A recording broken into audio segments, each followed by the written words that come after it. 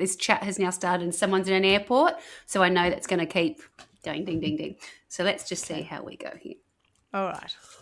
All right. All right. How are we? Not too bad. How are you, Pear? You well? Good, good. Yes. Yes, very. Thank you. Great. And we just had a short break between stories. Indeed. But I had enough time to get a new drink for you, Swanny. Yeah. Oh, yes. I've got a new drink too. Shall I tell you what I'm drinking? I've I've upgraded from our last recording to I've gone for my first Coke Zero Slimline chilled can. Very good. Very posh. Classy. Very posh. Thank you. Yes. It's just, it's quite discreet, isn't it? What about you guys? What are you drinking? I was going to say, it's not a McDonald's crispy, crusty, whatever it was. I think that it's you crispy. said earlier. Crispy. It's a Hungry Jack's, not crispy. Oh, did you get dinner delivered in the break? Oh, before we started, Tony came back with some Hungry Jacks and I said, I can't eat that right now, so it's upstairs for me. But I saw that and I thought, that's quite funny. I'll take it down to Swanny, given the conversation we had about McDonald's Diet Cokes, yes. Although, being a Hungry Jacks, I'm pretty sure they're actually Pepsi. Oh, maybe. I'm not sure about that. I know when you go and you get a can or a bottle, it's Pepsi, but not sure about their post-mix. And you? I've got to just interject. A crispy Diet Coke is a viral TikTok term popularised by creators. It's an exceptionally refreshing, ice-cold and highly carbonated Diet Coke, often enhanced with specific preparation rituals. Ooh. That's so fetch. What makes Diet Coke crispy? It's the sound of the drink rather than the temperature. Ooh. Oh, that's nonsense. Pebble ice, that's a very American thing. What's pebble ice? You do know that it's like nearly crushed kind of thing. You know that? Oh, right. That pebble ice. I've got quite a way to go to get to a crispy. I think I'm just happy with a slimline can. This is at room temperature because it's been sitting upstairs since I recorded the other one, and all the ice is melted in it too. So yes, it's extra. It's not. It's the opposite of modified. Crispy. It's the opposite of crispy. Whack that in a buddy, and it's got the whole lot going on. Yes. Stick it in the car for another 20 minutes. Decant it into the buddy. Yeah, and then put it out the car, keep the car closed up in a car park, and then come back to it. Get it to about 35 degrees. Most recently, twice now in that really hot weather we've had, I've come back to my car and a whole can of Pepsi Max has exploded in my car because of the heat. What are you doing leaving cans in your car? I'll just do that. Anyway, now we did everything out of order, but Clucky, what are you drinking? So I'm the pink grapefruit gin again. I've made myself another one with lots of ice, but I put a couple of leaves of mint in it as well, just to make it crispy, maybe. That sounds like a cocktail now. Yeah, I know, right? Posh. Yeah. And as I say, we're out of order, so we should introduce ourselves. I'm Schmitty. I'm Swanny. And I'm Clarky, and together we are Trial by Wine. And who's... Yep. Because we're so out of order, I've also got some news. Okay, cool. Yeah. Do you want to hear it? I've taken a leaf out of Swanny's book because you reminded me of a story that they often pop up on Facebook, and so I screenshot them to tell you about at some point, and then I generally forget them. But I'm been reminded of this one. So the headline is, "He became a goat to escape human stress." Sounds fair. Sounds fair enough. There's days where I go, thought you said goat. Oh, I did say goat. I know, it's a punchline of a joke. Anyway, go on. Okay. Yeah. But almost died when a rival male tried to headbutt him off the mountain. Oh, a goat, right. Yeah. A rival not a rival male who had dressed up as a goat, but an actual goat. Yeah. So then the story is, what happens when you leave humanity behind? British designer Thomas Thwaites didn't just dream about escaping modern stress. He decided to physically experience life as a goat. Using engineering and biology, he built a custom prosthetic exoskeleton that allowed him to walk on all fours and move like the animals. And this is the picture. He doesn't look like a goat. No, he doesn't look anything like a goat, but he's got these weird prosthetic things that kind of help him crawl around. It's very bizarre. To move like a goat, but actually not be one. What a freak. Yeah. I He mean, travelled to the interesting Swiss person. Alps and lived amongst a real goat herd for several days, fully committing to the experiment of stepping outside human society. Good on him. And got headbutted, the fucking idiot. For a few days. Like, it's not like he went for like 10 years. No, a few go days. camping. Fully committing to the not get out of town. Come off it. People are idiots. Yeah, Like, they are. No wonder that you were stressed by humans, because you would just annoy the fuck out of them all the time. Because you're a knob. Yeah. Goodness Goat me. whisperer. All right. The Thank goat you whisperer, for nice. just weirdos. Yep. Swanny, got a story for us? I do, and it does come with a slight warning because it's not the story I was looking for. Oh, okay. Trust me, this was not the story I was looking for. So the last story I told had a real lasting impact on me. It was the one about the yacht. Me too, yeah. who came to a very watery grave. And so when I went looking for this story this week, I thought, I just something a little bit lighter. Well, I've failed successfully. I mean, that's not the word. Nailed the fail. Failed miserably. And the story that I thought I was sort of watching, I was watching like an episode of something, which again I can't tell you until the end. So I'm going to do my sources at the very back end. It turned out to be horrendous. So this one should actually have a trigger warning. It's very, very. It's violent, and in fact, it is pretty much my worst nightmare. Okay. And fab! yeah, This sounds like a herd. It really is. I was looking at it the other night, and I went to bed afterwards, going, "Oh my God, am I going to be able to sleep?" It was that bad. It is. It's shocking because it really taps into what we think is, our safe space. And anyway, we will start. So, where is this crime? Or crimes set? We are in Denver, Colorado in 1984.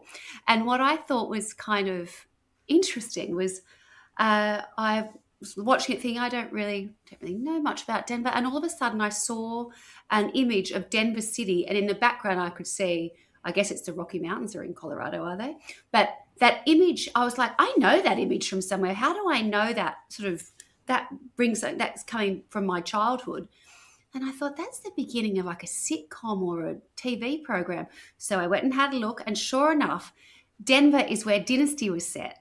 So that that sort of Dynasty I never at watched this Dynasty, time, but yeah. Okay. So it was fair. I did watch. I didn't really watch Dallas, but I did really like Dynasty. And although I was so young, I don't remember lots of it, other than the glamour and the fact that this one image of it, this city that has these sort of snow-capped peaks in the background, is Denver, Colorado.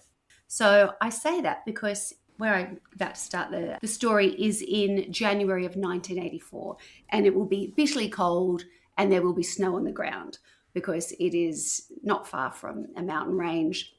And Denver, Colorado was experiencing, its usual very cold winter. So we start this story on the 4th of January, 1984, and we meet Kim and Jim Havenchild, and they are a young couple, and they have recently. What's their surname? It's the way it's spelt versus how they say it. I think it's German or of that sort of background. It's Havenchild is the background. They don't say child. They just Havenchild kind of thing. Anyway, It's not terribly important in the whole scheme of things, but they're a young couple. She's 21, he's 25, and they've reached an incredible milestone in the sense that they've been able to purchase their first home. And the reason that is because at the time, I think Colorado is a very big city, but within it has its own sort of like towns and whatever else. So where they were and across these different parts, they're sort of like growing that sort of suburban area. So if you think of a lot of American films now, the time you see like cul-de-sacs being built with all matching houses, you're seeing estates go out into sort of what was barren land, heading out, there's an urban sprawl. Picture something like that. So it's a nice new suburban area. The way it's described is they've got their house, but like across the road at that point, the houses weren't yet built. It was developing. So, they're a young couple with a brand spanking new home, and they had just moved into it the back end of 83. But on the night of January the 4th, Kim's actually gone to bed and her husband's doing mixtapes, which I thought was fabulous. I love that. She said he was really into music. Anyway, so he was up a little bit later, and then so he's gone to bed quite late. And she wakes up because she's got a terrible pain in the head. And when she looks up, she sees a very large figure, a man, standing holding something above her, and then strikes her again. Oh, God. He then so the goes pain in on, the head wasn't a headache, it was because she'd just been whacked. I think she'd already been Oh, whacked. really? Yeah. Oh, okay. Oh. Yes. Jesus. So it's about 2 That's a a.m. at lot. this point, and an intruder has come into the house and attacked Whacked her. both Jim and Kim with a hammer. And he, miraculously, they're sort of able to survive. They get up and scare him off, and he runs.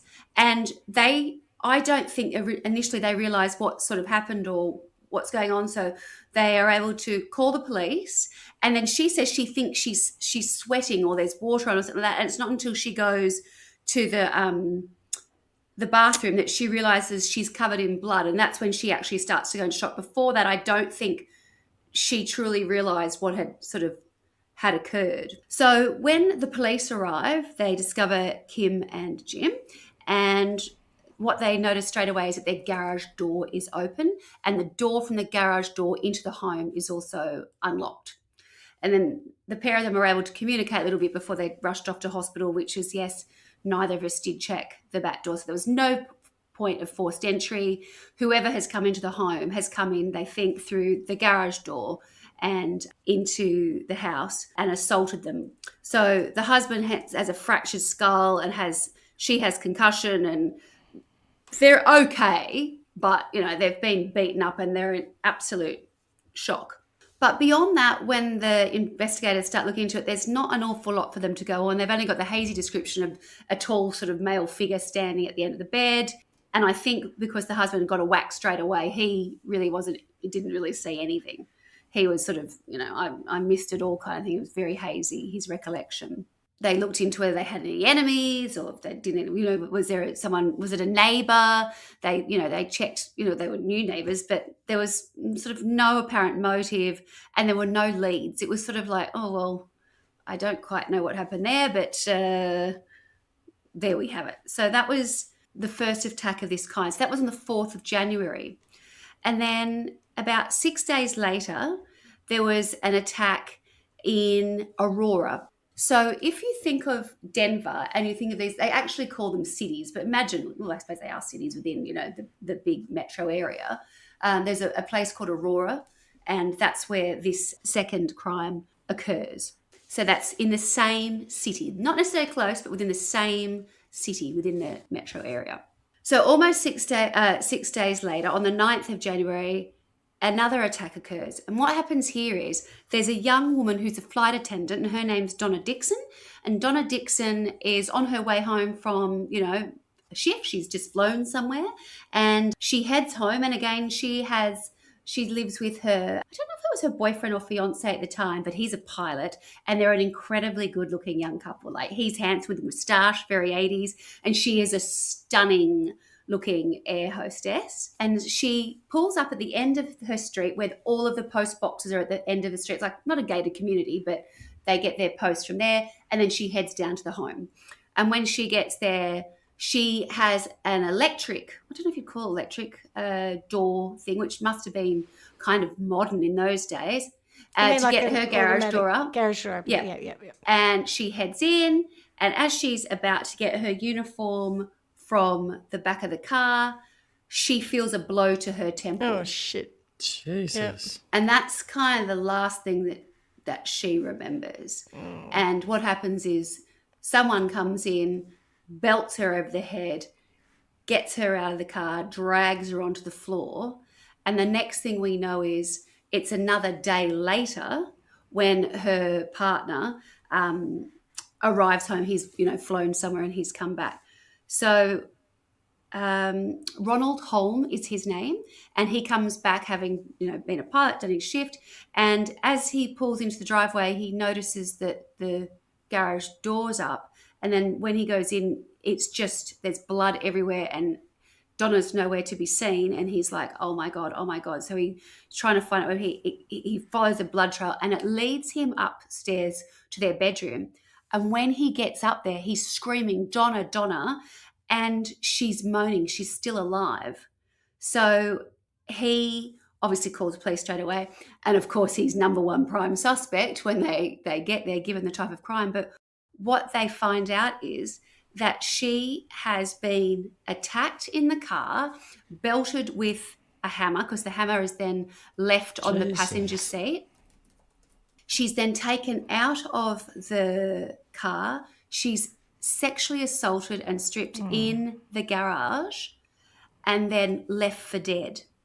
And then what happens is, because it is so bitterly cold, they think what happens is she kind of just her body slows right down. So in terms of the blood seeping out, it congeals better. And she has no recollection, none whatsoever, of what happens to her after the temple pain. So when she kind of comes to, she thinks, oh my God, I feel dreadful. She tries to get in. I don't know if she tries to get in the front door. She actually somehow manages to get to one door and she can't get in or whatever else. And she's collapsing and getting up and down. And she says, all I can think of was, oh my God, have I drunk that much? She doesn't understand what's happened to her. That's exactly what I would be thinking. Yeah, exactly. She then somehow gets herself upstairs. She's vomiting the whole time because of the head injury. Again, though, you just think you drank too much. Yeah. And she just can't. But she says at one point she realizes, she's like, you're never going to be able to get up again. If you don't get up now, you're just going to have. She pushes through because she doesn't know. Her brain's in that sort of total shock. She's got a brain injury. She doesn't know what's really happening. And it's actually only when they find her and are able to get her to hospital and they save her life that several days later that they're telling her what has happened, and she's crying because she thinks it's about somebody else, and they're saying, Donna, this has happened to you. So it was shared in the press, and her partner freaks out and goes, oh, they're still going to come back for her, whoever this is. So he ends up going and getting a gun and sleeping at the bottom of a bed, I think in the hospital to start with, and then later in their home. But she survives, but there's this terrible trauma. And again, no one knows why she's been targeted, what's happened. But again, we have this situation where opportunity, there's an open garage door, although it was only for a relatively short period of time. It wasn't like the Havenshields where it had been left open. She was in and she would have got a chance to close it, but the person was already in there. So that is on the 9th of January. Around about, not even a day later, we find that there's another attack. And this time it features a woman called Patricia Smith. And Patricia Smith is like I'll say youngish, like a grandmother in her, I think, 50s. And she and her daughter, who has just been through a divorce, have come from Nebraska. And so basically they've moved to Denver to give the daughter a new start. And she's got, 2 young children. So grandma comes with kids, but grandma's, pretty happening. Like, she's not an old granny. She's an interior designer. And they are starting this lovely new life in Lakewood, Denver. So this is another city. So if you think Denver Metro, we've got Aurora City on one side and Lakewood City on the other. So we're not in the same sort of sets of neighborhoods. But again, not dissimilar. That same thing where they've bought in, practically not quite off the plan, but it's a new build. No one's ever lived in this house before. It is an area that is, newly developing. They liked it because the view was still across the mountains. It was not a heavily built up area yet at that point anyway. Patricia is still married. She's actually, her husband's in Nebraska, but she loves being with her daughter and her grandchildren, and they've got quite a nice little setup. So what Patricia does is she takes her daughter each day to a park and ride, and that she then goes into the city to work, and then she comes back and she kind of helps out with the kids getting dropped off at school or daycare or whatever it is in the afternoon. Then we'll go back and pick her daughter up in the evening. Anyway, so she goes, the daughter, expects Patricia to collect her after work that day at the park and drive, and there's no sign of mum. She thinks it's unusual. She waits. Again, no sign. So then she reaches out to a friend and someone else comes and collects her. They go and get the children, and then they make their way back to the house. And as they're getting towards the house, again, garage door's open, but there's a television on upside. She can see it flickering because it's now dark. And she's like, oh, obviously mum's at home. And when they get to the front door, the kids barge in through the front door, and then about 6 feet from the front door, there's a body laying there, kind of partially covered with the granddaughter's like little comforter rug kind of thing, and there's blood everywhere. So the mum sees her mother and knows immediately. She said they get the kids out, get them to the neighbours. She said she didn't know if someone was still in the house. She said, I knew she was dead. There was just too much blood next to her head. They call the police to come, and when they arrive, they find that Patricia Smith has been laid straight with her arms crossed over her chest as if she's like in a funeral sort of home. And then there's this Winnie the Pooh comforter sort of laying next to her, portion, it's sort of draped over her face as well, soaked in blood. She's still got her sweater boots on, but her jeans were pulled down, so she has been sexually assaulted. Oh, God. Jesus. And a hammer lay next to her. And, of course, it was determined later that it was a murder weapon. Police examining the scene were able to reconstruct the basic chain of events. It was determined they think that she was killed sometime between 1 o'clock and 3 o'clock in the afternoon. So Patricia had come home from her own little, where she'd worked. She'd come home for a lunch. She'd stopped at Wendy's on the way. And then she'd left the garage door open thinking, she's probably just in and out, quick lunch. And she had, gone upstairs, turned the TV on. And, of course, that's when the perpetrators come in and attacked her. There was no signs of forced entry. It's just that she had, a garage door and an unlocked door was an easy entry point.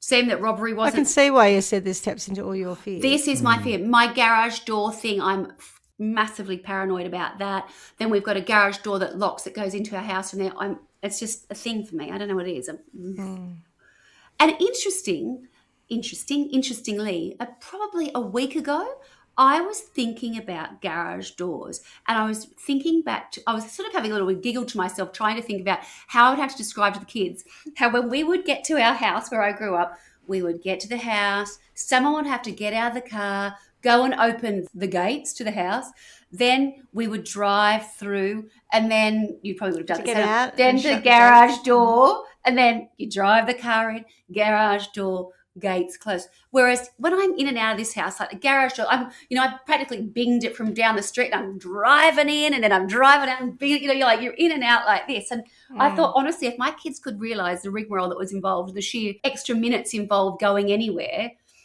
and I was thinking about this. So of course, this garage door thing is always kind of on my mind. Yes. So again, it seemed that robbery wasn't necessarily the motive. There was a little bit of jewelry missing, but again, like that, at both the other scenes where the handbags were there, like they weren't taken for that. That was not what this person was here to do. They may have taken some cash, but they didn't really take anything else, or not even, like it was not a thing. Sometimes they think things are missing. It's not about robbery. No. Yeah. But But again, they're in a situation where when they do the forensic work, there are no fingerprints, and it's because whoever is doing this, if they are connected, if the person is wearing gloves.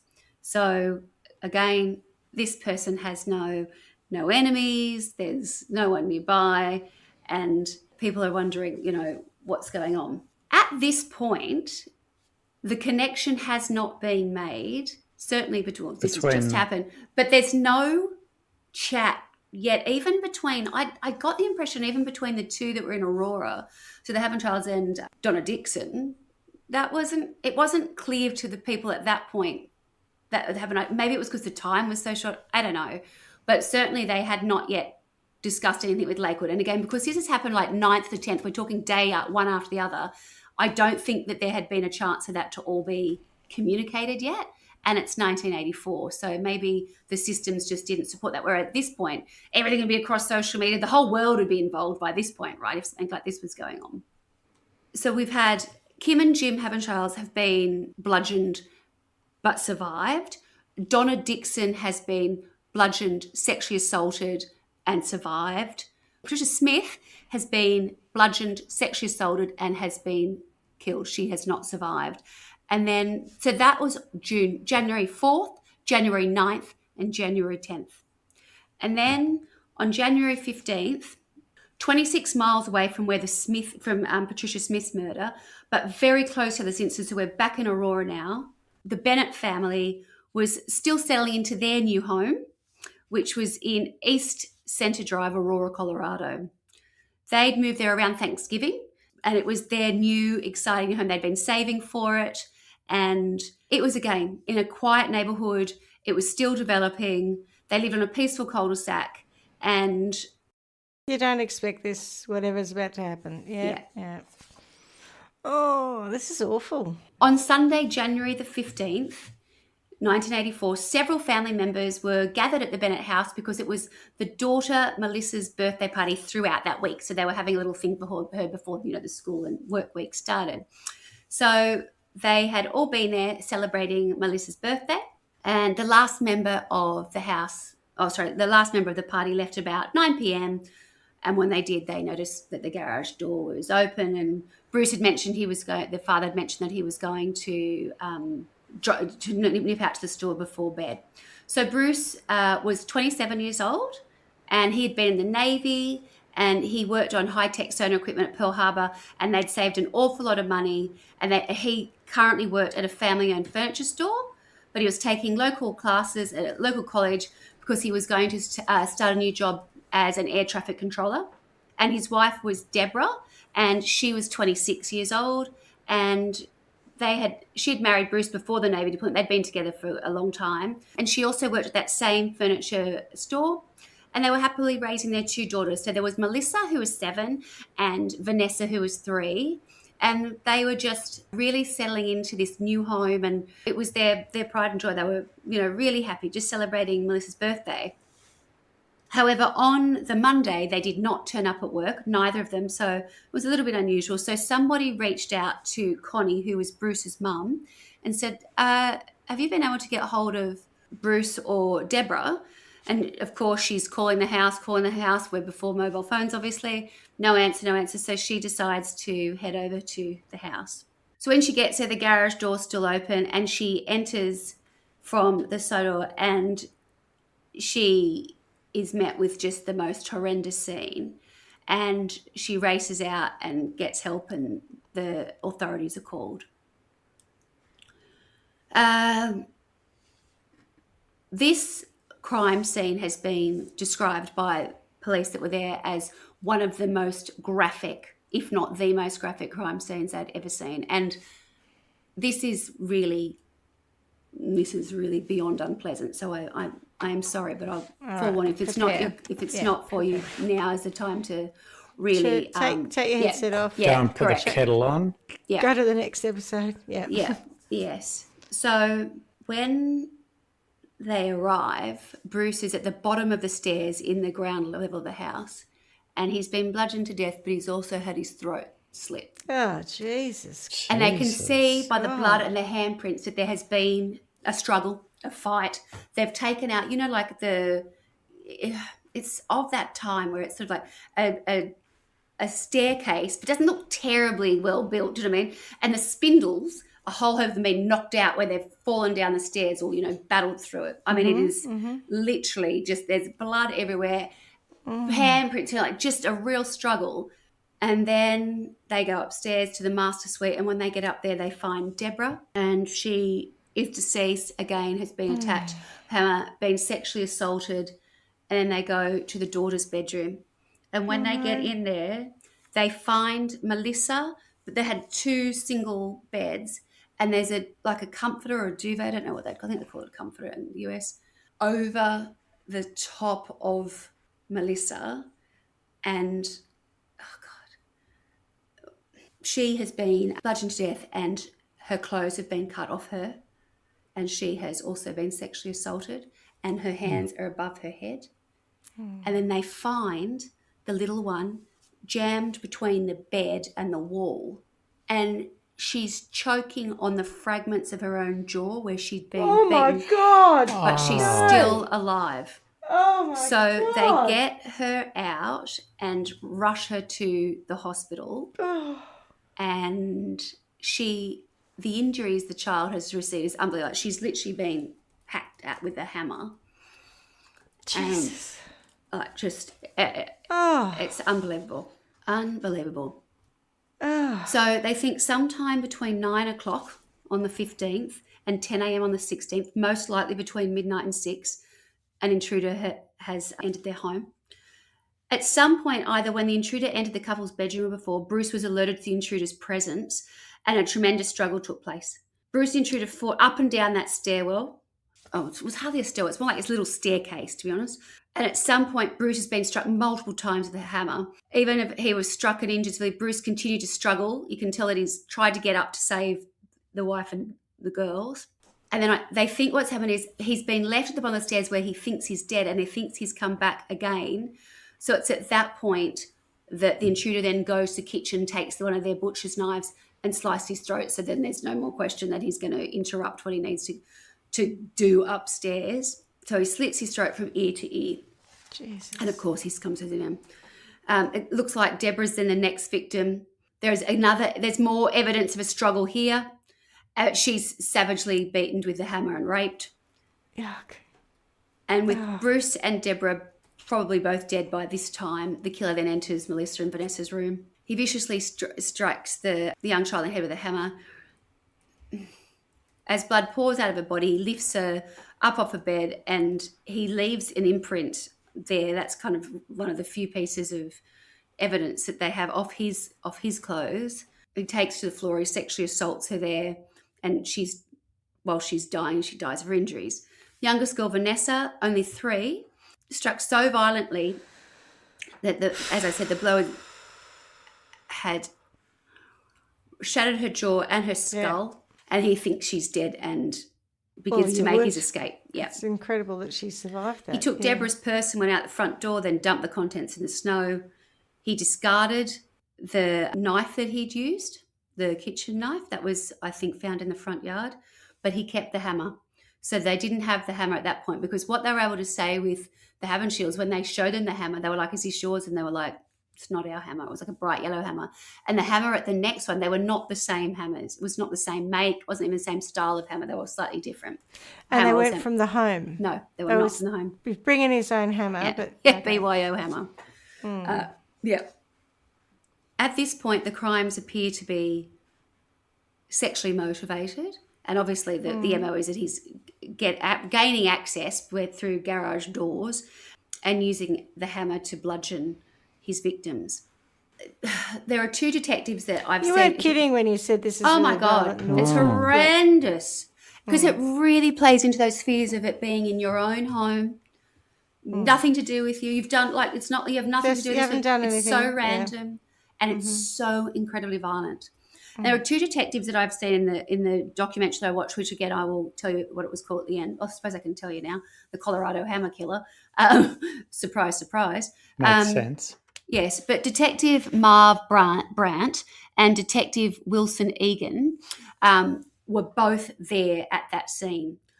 Wilson Egan, it was his first ever crime scene that he'd been to. God, imagine that. God. Are they all like this? No. This is a bad one. No. Can you believe it? He wasn't the one that said it was the most graphic one he'd ever said. There were so many different detectives who were so... the stuff that they saw as a result of this criminal are just unbelievable. But he did say, he said, "I'd never understood the saying, you could smell fear." But he says that he had this sensation when he left the bottom of the stairs and went up. He said, "I had this thing where I thought I could smell fear or smell it, or he said, I don't know how to say it other than that, but he said there was something about it that was just so evil and horrific. I could smell fear." They obviously took all the stuff for forensic testing and whatever else. They've got Vanessa in the hospital.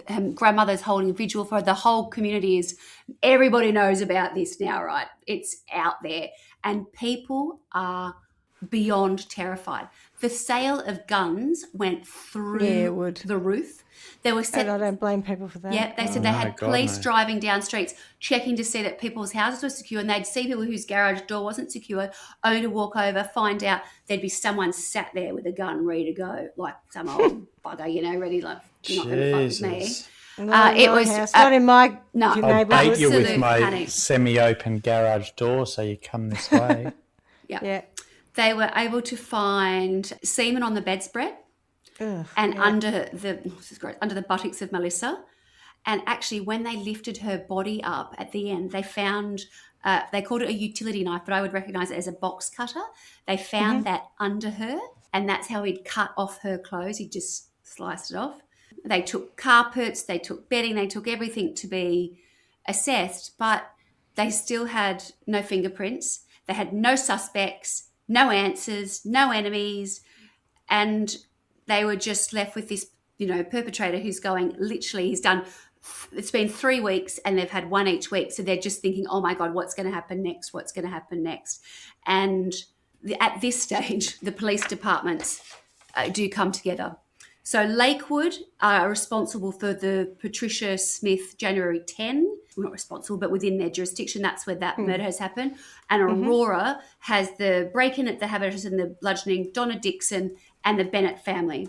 And so the two have come together and they're like, this is looking like the same person. But again, they don't have any leads. Who is listening to a creaky door? Not me. Freaking us out. Who was that? I reckon it's Clarky. Clarky? I haven't got a creaky door. No, it could be a creaky door in our front. I had to open the Freaking door us because out. it's hot as fuck in here. Yeah. Oh, okay, Yeah, right. breathe. Fair enough. I'm just like... There's not a man standing with a hammer, is there? Not in this story. Do you mind? I thought you were doing a sound effect, if I'm honest. I thought, No, I had God. to go and open the door. Maybe it creaked a little. I'm going to leave that in then because that was a great sound effect for the story. Yeah. So things are dire in Denver and panic is taking hold. The police departments have come together and they've obviously got the FBI involved. And the FBI don't really shed a whole lot of light on it compared to what I think we would come to ourselves. He has a unique MO in the sense that it's a hammer that he's using and that he does both bludgeon and sexually assault people. They think that perhaps there's a role around all the new construction. Because remember, I'm talking to you about places that are being developed, developing neighbourhoods, houses are being built, must be, in their mind, perhaps a construction worker. But when they start to go and investigate that, they have nothing to go. They don't have a name. And the records of how people worked was so casual and freelance, and it was just not regulated in a way that they would really know. They didn't really even have a description. They think it's a tall white male. But they are in a panic because they're saying, we think we might have a serial killer on our hands here. We're going to the third week. I mean, this has been 12 days this all happened in. What's going to happen next? And the only bit of good news that does come anyone's way is that Vanessa will survive. So the little 3-year-old survives. And that is really the only good news. So that's what's happening in Aurora and Lakewood within Denver. 900 miles away in Kingman, Arizona, on January 27th, so we're now, we're 15th, 12 days later, 11 days later, Roy Williams is asleep in his home when he awakes to an intruder, and it's a man standing above him at the end of his bed with a big rock. He described it as a 25-pound rock. Jesus. Anyway, he says he pounds it down his head, and this man is still alive, and he said, what did you do that for? And then he does it again, and the guy sort of gets up and the intruder runs off. So Roy calls the police. They arrive. It's pitch black. It's middle of the night, and they have no success in finding who it was. But they do find a shoe print in the front yard, and based on that, the Kingman police put out an APB. And about 7 hours later, a police officer, doing the highway patrol or whatever else, comes across a disheveled sort of hitchhiker on the side of the road, pulls him over, has a chat, and says, there's that door again. There's the door. It's creepy. I'll put something up against it. Yeah. So he's having a chat to him out, the side of the car, and he says, oh, would you mind if I have a look at the sole of your shoe? Because part of the APB was they sent it out. It was an image of this quite unique sole. Yeah. And, of course, it's the same sole. So he says, right, I think you need to come down to the police station with us, and he bolts. They find him about half an hour later, hiding behind a bush, and it's a 23-year-old drifter by the name of Alex Christopher Ewing. And at that point... 23. He's 23 years old. They are able to charge him with burglary and attempted murder, and they take him to Mojave jail. But it's overcrowded, so he gets moved interstate and he goes to Nevada, where he is being kept before he will go to trial. 6 months later, on August 9, 1984, we're still in 84, in Henderson, Nevada, there is a prison transportation van traveling Gotta from... be kidding. Nevada back to Arizona, right? And he is on that prison transportation, and it stops at a gas station in Henderson, which is just right outside Las Vegas. And at that point, they are unshackled for a quick bathroom break before they will then head on to their trial. However, Alex Ewing makes a run for it, and he runs directly out the back where the toilets were and heads to a Kmart and then beyond. And one of the other prisoners alerts the guard and says, we've just lost one. And there we How'd have you it. get away? So Oh, he just ran. he's on the loose. So On the lam. on the lam. And he's shackled. No, he was unshackled for his She bathroom was unshackled. To go Sorry, to break. He the made a toilet. run right. for it. But all he has on is a pair of Rookie red error. shorts. And I don't even think he has a top on. I just think he's got a pair of red shorts on. Anyway, he's out there. And this is in Henderson, Nevada.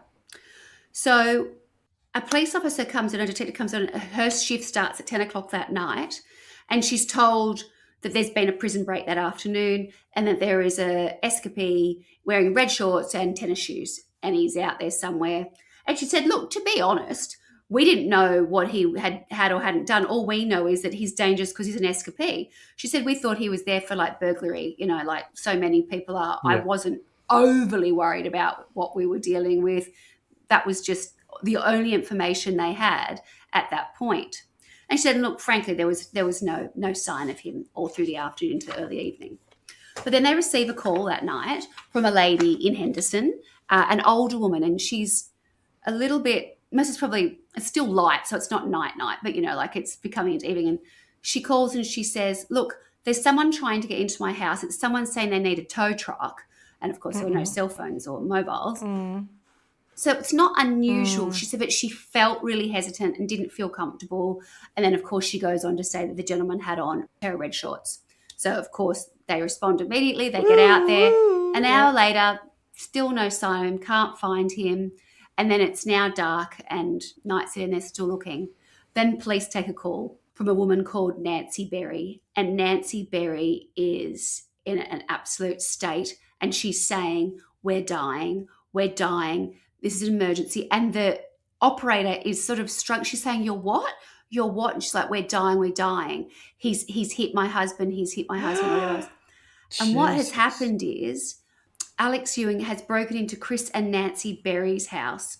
And she says that what happened is she heard a noise. She walks around, looks at a corner, looks down a kitchen, and she sees a man standing there with, well, it turns out this time it's an axe handle. And he chases her down into their bedroom. She's screaming for her husband, and he beats them both to within its life. She's somehow able to call the police.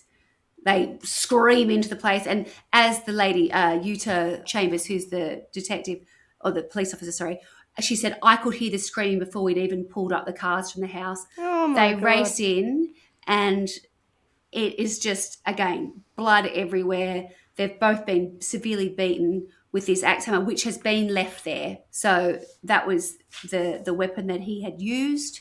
And they were very relieved to find out that when they got the two parents, they were so upset. There were two children upstairs who were unharmed, two young sort of babies. So thank God he didn't go upstairs. He flees, and whilst Chris and Nancy are rushed to hospital, they're trying to work out which way did he go. And they think the only way he could have gone is sort of out the back, because from the front, the police have obviously come in from the front. He's just left. But then what is behind them is like open desert. And then beyond that, you go to a mountain range. So all night, the police force are out there. They have helicopters, they have dogs, and he totally loses and they can't find him. They go door to door and check that he's not hiding in someone's house, which again, isn't that just like the most terrifying thing, that something happens down the street and then he ends up in your neighborhood, your yard, your garage, oh my God, just hideous. They follow the footprints that they can find of his, and they follow them into the desert until a point when they lose them, and then nothing. And it's not until then they start sharing his image on TV, in news breaks, etc. And it's only after 4 days that they get a call from a telephone operator who says, look, I've just put a call through for someone and I've overheard them talking about a prison break. I wonder if it's the escapee that you're after. And this is coming from Lake Mead, which is a lake within Nevada, I guess. But I've seen photos of it. It's sort of, but it's got all boats, and I've never seen anything quite like it. It's like a marina within a lake. And then there's like messes and buttes around. It's like so desert, but with like a little lake in the middle of it. With people obviously go and do all water sports there. But anyway, he's there, and he's in his red shorts, so that when they find out it's Lake Mead. Lake Mead is actually a national park. So in terms of jurisdiction, it then goes to park rangers. So a park ranger has to go in. The park ranger arrives at the phone booth where he is, and he sees him, and of course he makes a run for it. But he's so dehydrated and the other guy's really fit and really big that he just catches up to him, and the other guy collapses. So I was worried that you're going to tell me that he's going to attack. At this point, he kind of just falls to the ground and surrenders. Says, I can't do it. I'm over. I'm done. Yes. So for his efforts in Nevada, which is the only crimes anyone knows that he's committed at this point, Alex Christopher Ewing is given a sentence of 70 years in jail in Nevada for his hijinks of, the original, running away from jail. Leaving jail, being a prison escapee, attacking people, and that's what an attempted murder. That's the least worst. Yes, but that's what's happened because they haven't got him on the other ones. Yeah, okay. Arizona, Nevada, I think. So, what's happening back in Colorado? A whole lot of nothing for decades.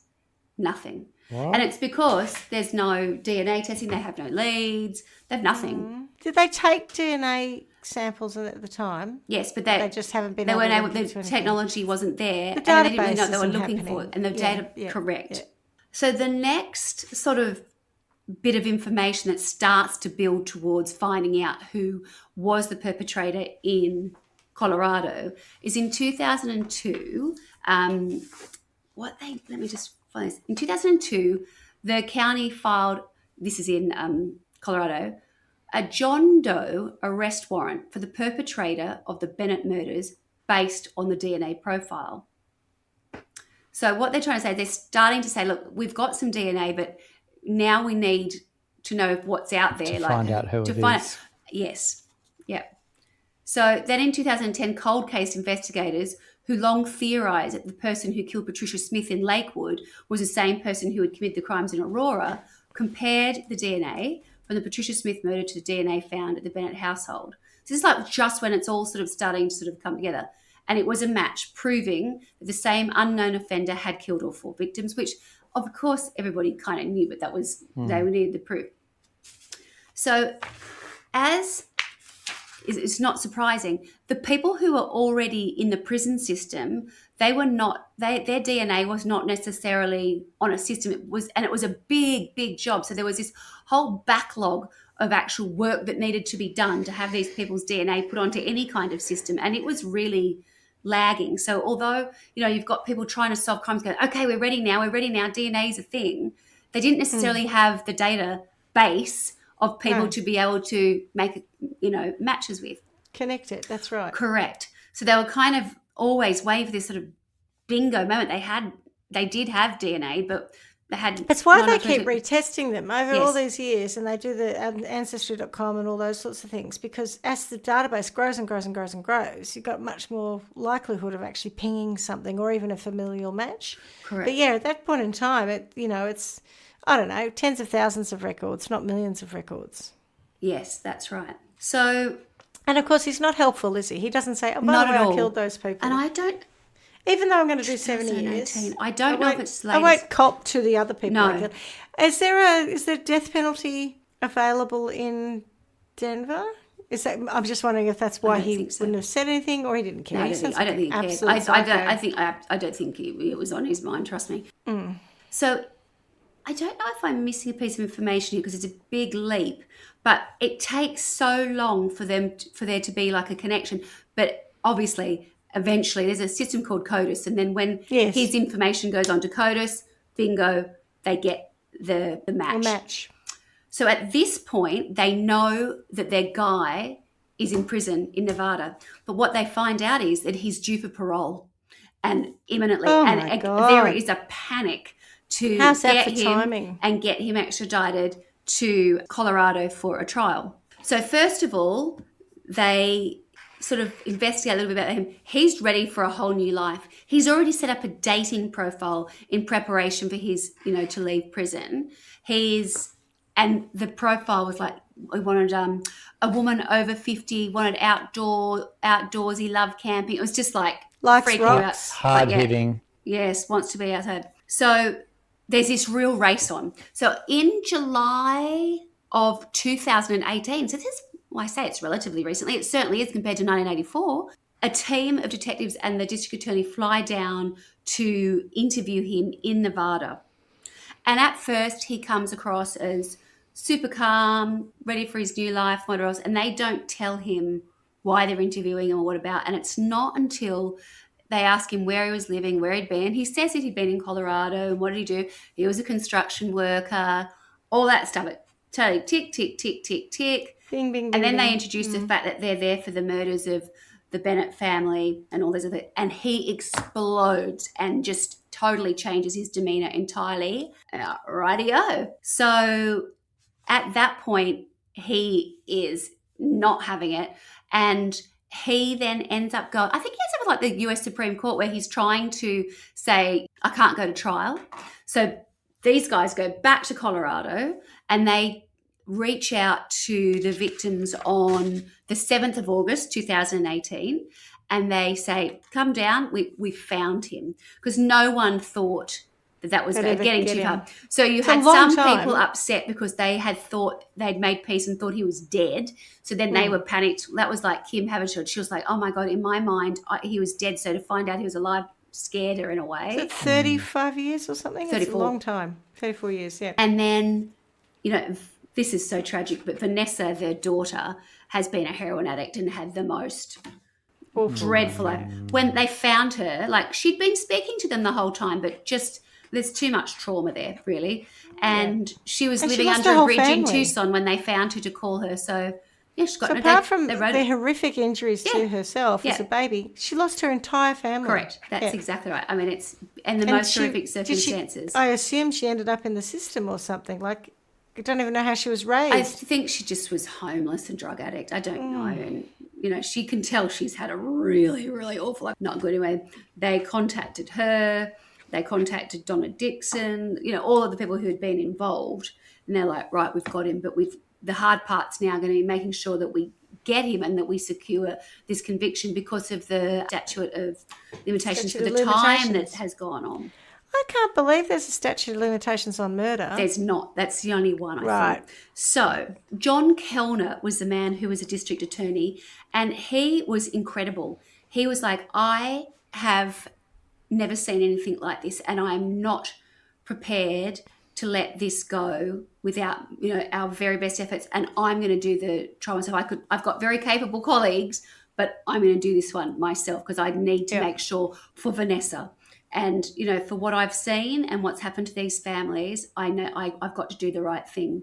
So, of course, his fear was realised in the fact that the statute of limitations meant that only the murders of the Bennetts could go to trial.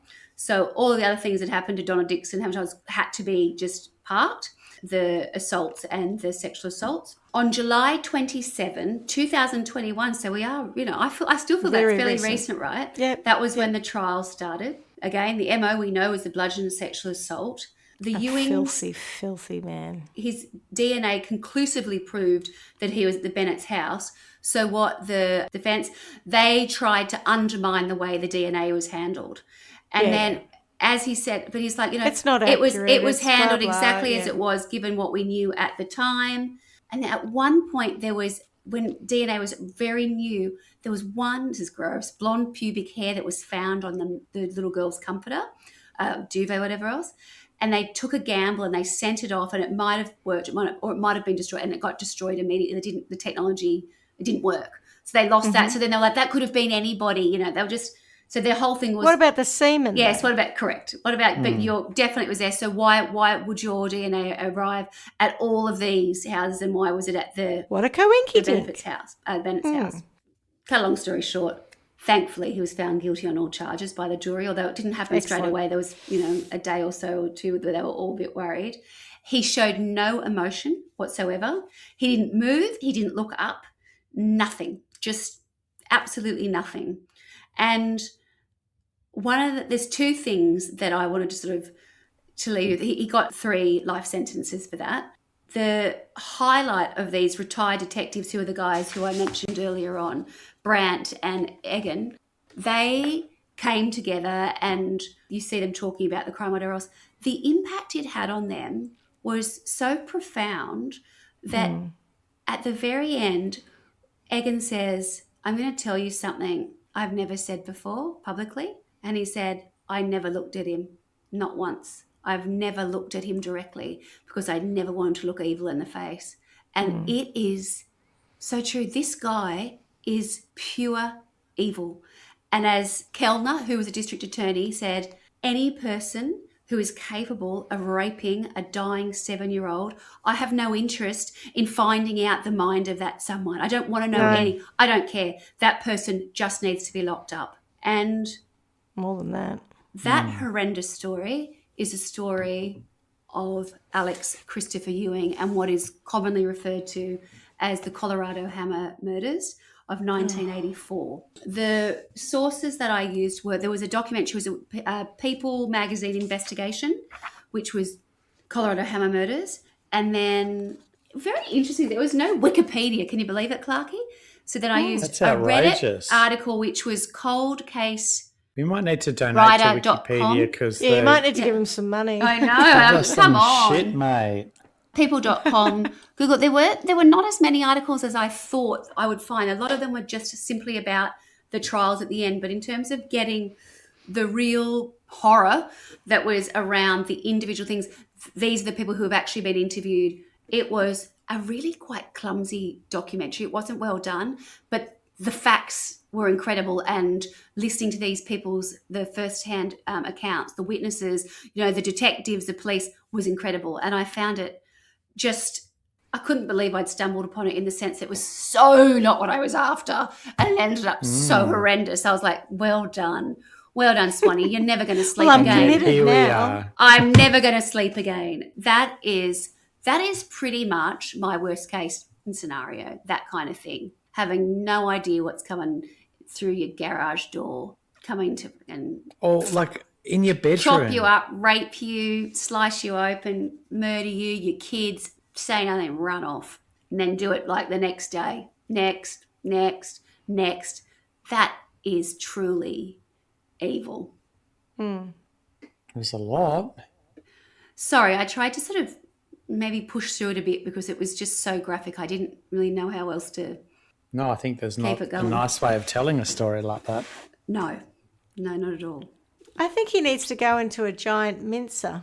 I don't know why. I've just got this I'm not image anti in my the head. idea. I don't know why a giant mincer, but I just feel maybe really, really slowly too. It's just the horror of it all. His punishment needs to be final. Like, yeah, there's no more coming out of this one. Maybe while he's slowly being lowered and slowly crushed to death or whatever in a mincer, he's also having to watch all these really beautiful 50-something sporty ladies who had seen the ad on his singles profile, and they've come along where you're to going meet with him. that. But he's not there. He's not there because he's, now being minced. But he can see what he's not going to have because there's a part of this is incredible, I don't know what the word for it is, poetic justice, that he's about to be paroled and he's setting up for this life when all of it comes back. And thank God. Incredible work from the people who stopped him from being able to go and live the life that he wanted to live. and brought him to justice for the abhorrent and horrific crimes that he committed. So, yeah, in the story in itself, he kind of gets his comeuppance, but it's not enough for me because what he did to those people, it's just beyond belief. Well, even the fact that there's a statute of limitations, so, half of what he did he couldn't even be tried for, or half of what he allegedly did he couldn't even be tried for, No, correct. They didn't do, because I forgot to mention this, they chose not to do Patricia Smith within that trial, and they did that afterwards, so he also got additional time for Patricia Smith after that. They just had to get him for the Bennetts. Stay in jail. Yeah, you have to stay in jail. Yes. It's the whole parole thing comes up again, doesn't it? Like, when there's no temptation in jail to do the crimes that you committed that put you in jail, all of a sudden you're a model prisoner. And I think perhaps I don't understand enough to be able to communicate it, but this idea that he's then about to go on parole, then these people from Nevada come and say, right, well, we've got a match, you're our guy. And then whose money and time is he using to do all of these appeals? He doesn't want to do it when he ends up going to the local court, the district court, that court, or this court, and they're like, the Supreme Court. The states. So that was I think that took 2 years or something. I mean, who? Why? The state, because he's got to have his time in court because they're accusing him of something which, with the benefit of hindsight, we absolutely know he did. Yeah. But at the time, you got to prove that. Correct. Yeah. And so it's due process. And a person who's sat in jail for all that time, they know that. Yeah, you're right. They're just buying. It's all kicking the can down the road. Well said, Schmitty. Another one of your... But it's true, that's exactly right. Was he born on the wrong side of the blanket, perchance? Fair chance. I can't remember his backstory. There wasn't a great deal. They just found out that he'd been done for burglary since the late 1970s and stuff, but he's just feral. Not good. And I don't know if you bothered to look at a photo of him yet, but he's got the ice cold. It's not good. Yeah. It's not good. Yeah. Imagine waking up and that standing over you with the boulder in his hand. I think most of them are lucky that they couldn't see his face. It was pitch black. Yeah. What are you doing that for? Get that rock off. Well, that's what Roy Williams says, and he's some old sort of yokel. I mean, he really did live in the milieu. He's probably a little bit affected by God knows what. But the way he said it goes, and I said, what did you do that for? Because I'm trying to murder you. I think, also you'd be shocked and in shock, so you're probably not going to say anything particularly witty. I have to say the person who I think has done the best out of this is Donna Dixon. Donna Dixon not remembering what happened. Oh, thank God, yeah. So she must have some issues with her brain. Like, you see her interview, she's just a lovely older lady now. And her husband is still so in love with her. And they got married a couple of months after this sort of happened. But, wow, how she survived, really. They can only put it down to the cold, that she basically just kind of slowed it right. Everything slowed right down. Her heart. Yeah, and then she got herself upstairs. And the vomiting and God, she's had a big day on the drink. She's Brazilian, that's what it is. Yeah. She's Brazilian. Well done. I don't have a punishment sentence because I don't know how to deal with someone who has nothing. This is pure evil. Yeah, I don't know. There's no remorse. How do you get him to feel anything? That's like what... Cut his dick off for a start because it's sexually... Glass rod, right? Yes. Just got a glass rod as a baseline. For this kind of sexual crime and all that violence, I'm okay to give him a bit of give him back a bit of that. Don't you just feel sometimes, really not wanting this crime, right? This is really not what I went looking for. And it just wasn't what I thought I was going to get. And I think in light of all this other stuff that's coming out in the public forum, my brain hurts. My brain hurts to think about this shit. It's just like... Do you mean the state of the world? Yes, currently? yes. Yeah, we're in a very mucky era, aren't we? Oh, my God. There's been a news article that's come out today, but there's some guy in Perth who they've caught. Who stole a tank-like vehicle and went on a slow-speed chase through the city. I'm telling you, Clark. If only. If only. This is in today's news. I was just reading this before. There's some guys been caught with having a lifelike child doll sent to his house. Gross. So and then he was on a watch list for other stuff. And then they go to his house. He was about to kidnap a child. Not the attic. Yes, the attic that he's created. Oh, And, like, you know, soundproof, this proof, you know, because, and oh, he'd been yes. following someone else. I think we'd done a story on once how you kidnap someone and keep them as your sex slave. I was like, oh, that sounds familiar. I think we've done that story. So yes, the world we're living in a world. I don't know if it's. I think part of the thing is like we think about people like was it Fred Fritzl, whatever his name is. Fritzl. Yeah, Fucking I know you're talking about. Fritzl. Yeah. But the point I'm maybe? making is that was how long ago, right? That was a long time ish ago. So these monsters are around all the time. It's just I think we have more visibility of it because of media. And so I'm just trying to help you to not feel as anxious about the world we live in. We just see a lot more of it because of media and because of the prevalence of social media. And so it feels like the world is going to hell in a handbasket. Correct. It really does. But I don't know that it's any worse than it was 20, 30 years ago. I don't know. Pauline, Maybe I'm it wrong. really is. Yeah. All right. Well, Clarky? I'm not a fan typically of the death penalty. I know, but on this occasion, the Mincer. I mean, it does solve a lot of problems. You know, Where you assuming absolutely he did definitively know he did it. it. Correct. Yeah. I think when you're certain that they've done it, there's no rehabilitating him. No. And, you know, then the state does spend squillions on somebody who you just want to be gone, you know, put into the annals of history. I'm not sure. I don't know how this calculation comes about, but I have heard before people have said that it's actually cheaper to keep a criminal alive in prison than it is to kill them. But I don't know why. I don't know. So one of the things I was thinking, probably because there's a whole lot of legal process involved in the lead up to it and whatever. I can't believe that the electricity is that expensive. Yeah, no, that's right. I mean, I know it's Or expensive. KFC. but Don't they like always get the last meal is always KFC? Can you or do it something? with solar? So the other thing I was thinking of though is vigilante. You know, like I feel like someone who is instilling that much terror in the community, you know, back in the old days, that would have been sorted out by a vigilante mob. Now, there probably would have been 6 other people who were completely innocent who were Who were killed also by the done vigilantes, over by the vigilante mob. So it's got to be a targeted, accurate process. I think that's the danger of it, yeah. Yeah. But, you know, something where if he got pulled apart by a community in the town square in Trial by Wine World, probably okay. He'd certainly need to suffer. I was listening to the radio the other day and someone was telling a story about Alice Cooper and how Alice Cooper has this infamy about eating a chicken or killing a chicken or something. Ozzy Osbourne. No, it wasn't Ozzy. It was Alice Cooper. It was about a chicken. And this is early in the career of Ozzy might have been the bat. Yeah, right. Yeah, he was the that's bat. right, Yeah. Was it a dove? No. No, it was.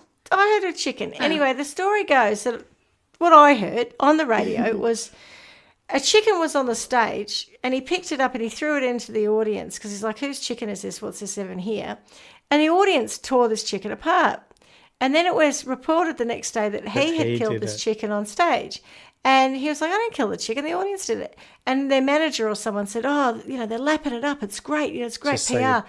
Just go along with it. So I wonder if we took him and we put him on stage and we threw him before they did stage diving. Because clearly this is before stage diving and crowd surfing. This is some kind of very excited audience that just killed this poor chicken. Let's replace the chicken with Mr. Ewing and see what happens. Yep, that'll do. I mean, the pulling apart's kind of... It's pretty gross, but it's to your point. It's like it's very immediate in that the people of the society get to enact spoken. And their sentence, their punishment, their whatever, as opposed to going through all that expensive legal stuff. And it's final. Yeah, it's final. Yeah, and I think that is an important thing. Tell you what, you won't do that again. You won't. Oh my God, you were right. That was awful. Thanks for that, Carla. Now I've got to sleep. I know. That's Don't all right. check your garage door, gang. That's what I would say. Anyway, on that cheery note. Sorry about that, gang. That's all right. Hideous. It was hideous, but, you know, it is true and crime that we do. And comedy. Accurate. So there you go. Not much comedy in that one, was there? Sorry. No. And sometimes, in fairness, I don't know about you, Clarky, but sometimes you don't, even if you found something vaguely amusing, you don't say anything because it's so horrendous that you're just like, I don't want to be the dick who sounds like I'm being performative. I'm enjoying this. Yuck, let this roll and we'll see how it goes. Yeah. But it is true crime, right? Yeah, there was very little interjecting during that one because it was quite hard to listen to. Yeah. Apart from the Jesus Christ when you see him cut his throat. Oh, my God. And the baby. Oh, my God. Yeah, like, come on. Oh. All right. Well, on that note then, as we say every week, miss you already. Ciao. Bye-bye. What a prick. What an absolute monster. Dog. Yeah. Thanks for listening to Trial by Wine. You can contact us at trialbywine@gmail.com. Please rate, review and subscribe to Trial by Wine on Apple Podcasts or wherever you get your podcasts. If you'd like to support us, you can become a patron at www.patreon.com, Trial by Wine, or visit our website www.trialbywine.com to donate to us. Your support will help us cover many more cases and apply wacky sentences. We really appreciate you listening and hope you tell everyone about us. Our cover art is by John Christo and music is by Beauchamp from pixabay.com.